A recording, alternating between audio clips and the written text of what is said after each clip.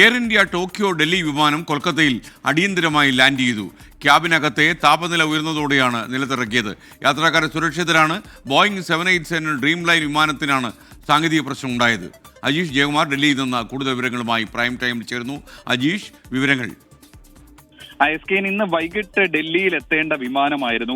ടോക്കിയോയിലെ Haneda എയർപോർട്ടിൽ നിന്ന് പുറപ്പെട്ട 787 ബോയിങ് ഡ്രീം ലൈനർ വിമാനമാണ്. ഇതേ വിമാനമാണ് അഹമ്മദാബാദിൽ അപകടത്തിൽപ്പെട്ടത്. ഈ വിമാനത്തിലാണ് ഒരു സാങ്കേതിക തകരാർ ശ്രദ്ധയിൽപ്പെട്ടത്.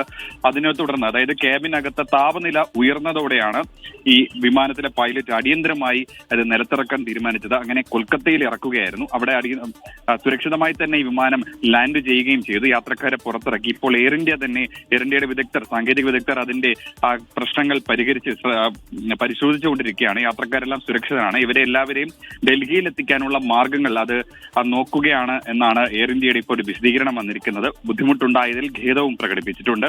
എന്തായാലും ഈ ബോയിങ് 787 ഡ്രീം ലൈനർ വിമാനങ്ങൾക്ക് സാങ്കേതിക പ്രശ്നങ്ങൾ ഉണ്ടോ എന്ന് DGC അടക്കം ഇപ്പോൾ പരിശോധിച്ച് വരികയായിരുന്നു. അതിനിടയിലാണ് അതേ ശ്രേണിയിൽപ്പെട്ട വിമാനത്തിന് വീണ്ടും ഒരു സാങ്കേതിക പ്രശ്നം ഉണ്ടാവുകയും അടിയന്തരമായി നിലത്തിറക്കേണ്ട ഒരു സാഹചര്യം ഉണ്ടായിട്ടുള്ളത്.